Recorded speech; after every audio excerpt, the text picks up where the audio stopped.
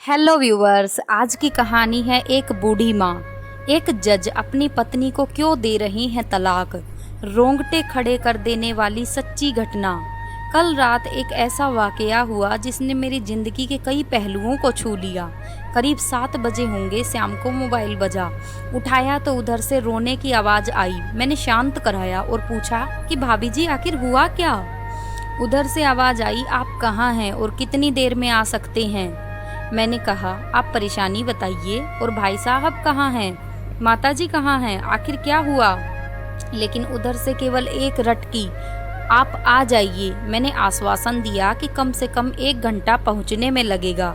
जैसे तैसे पूरी घबराहट में पहुंचा। देखा तो भाई साहब, हमारे मित्र जो जज हैं, सामने बैठे हुए हैं।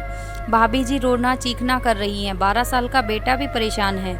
9 साल की बेटी भी कुछ नहीं कह पा रही है। मैंने भाई साहब से पूछा कि आखिर क्या बात है।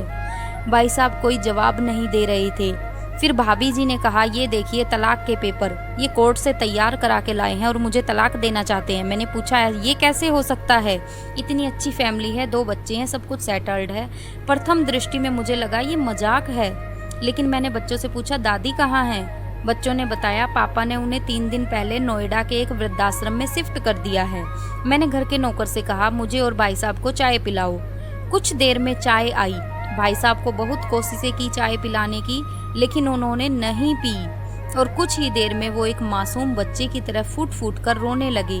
बोले, मैंने 3 दिन से कुछ भी नहीं खाया है। मैं अपनी 61 साल की माँ को कुछ लोगों के हवाले करके आया हूँ। पिछले साल से मेरे घर में उनके लिए इतनी मुसीबतें हो गई कि पत्नी ने कसम खा ली कि मैं माँ जी का ध्यान नहीं रख सकती।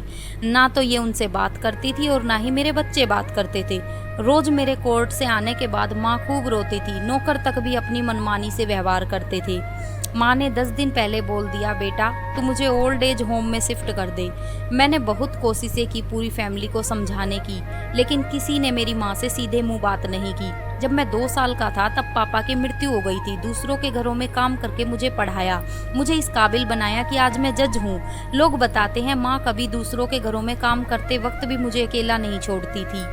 उस माँ को मैं ओल्ड एज होम में शिफ्ट करके आया हूँ। पिछले 3 दिनों से मैं अपनी माँ के एक दुख को याद करके तड़प रहा हूँ जो उसने मेरे लिए उठाए।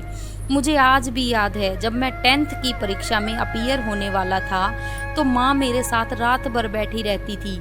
एक बार माँ को बहुत तेज बुखार हुआ। मैं तभी स्कूल से आया था, उसका शरीर गर्म था, तप रहा था। मैंने कहा, माँ तुझे फीवर है। हंसते हुए बोली, अभी खाना बना रही थी इसलिए गर्म है। लोगों से उधार मांगकर मुझे दिल्ली विश्वविद्यालय से LLB तक पढ़ाया। मुझे ट्यूशन तक नहीं पढ़ाने देती थी कि कहीं मेरा टाइम खराब ना हो जाए। कहते कहते रोने लगे और बोले, जब ऐसी माँ के हम नहीं हो सके तो हम अपने बीवी और बच्चों के क्या होंगे। हम जिनके शरीर के टुकड़े हैं, आज हम उनको ऐसे लोगों के हवाले कराए जो उनकी आदत, उनकी बीमारी, उनके बारे में कुछ भी नहीं जानते। जब मैं ऐसी माँ के लिए कुछ नहीं कर सकता तो मैं किसी और के लिए भला क्या कर सकता हूँ। आज़ादी अगर इतनी प्यारी है और माँ इतनी बोझ लग रही है तो मैं पूरी आज़ादी देना चाहता हूँ। जब मैं बिना बाप के पल गया तो ये बच्चे भी पल जाएंगे, इसलिए मैं तलाक देना चाहता हूँ। सारी प्रॉपर्टी इन लोगों के हवाले करके उस ओल्ड एज होम में रहूंगा। कम से कम मैं माँ के साथ रह तो सकता हूँ। और अगर इतना सब कुछ करके माँ आश्रम में रहने के लिए मजबूर है तो एक दिन मुझे भी आखिर जाना ही पड़ेगा। माँ के साथ रहते रहते आदत भी हो जाएगी। माँ की तरह तकलीफ तो नहीं होगी। जितना बोलते उससे भी ज्यादा रो रहे थे जज साहब। बातें करते करते रात के 12:30 हो गए। मैंने भाभी जी के चेहरे को देखा, उनके भाव भी प्रायश्चित और गलानी से भरे हुए थे। मैंने ड्राइवर से कहा, अभी हम लोग नोएडा जाएंगे। भाभी जी और बच्चे, हम सारे लोग नोएडा पहुंचे। बहुत ज़्यादा रिक्वेस्ट करने पर गेट खुला। भाई साहब ने उस गेट कीपर के पैर पकड़ लिए। बोले, मेरी माँ है, मैं उसको लेने आया हूँ। चौकीदार ने कहा, क्या करते हो साहब। भाई साहब ने कहा, मैं जज हूँ। उस चौकीदार ने कहा, जहाँ सारे सबूत सामने हैं तब तो आप अपनी माँ के साथ न्याय नहीं कर पाए, औरों के साथ क्या न्याय करते होंगे साहब। इतना कहकर हम लोगों को वहीं रोककर वह अंदर चला गया। अंदर से एक महिला आई जो वार्डन थी। उसने बड़े कातर शब्दों में कहा, 2 बजे रात को आप लोग ले जाके कहीं मार दें तो मैं अब अपने ईश्वर को क्या जवाब दूंगी।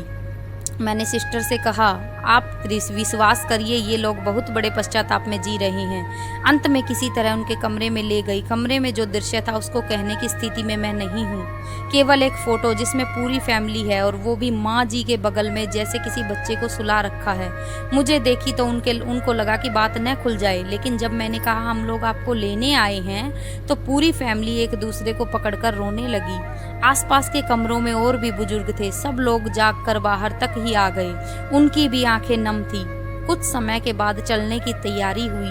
पूरे आश्रम के लोग बाहर तक आए। किसी तरह हम लोग आश्रम के लोगों को छोड़ पाए। सब लोग इस आशा से देख रहे थे कि शायद उनको भी कोई लेने आए।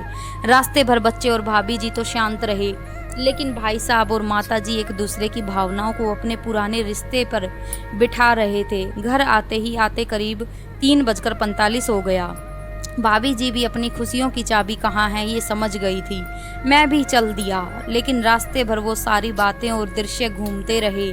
माँ तो केवल माँ है, उसको मरने से पहले ना मारे।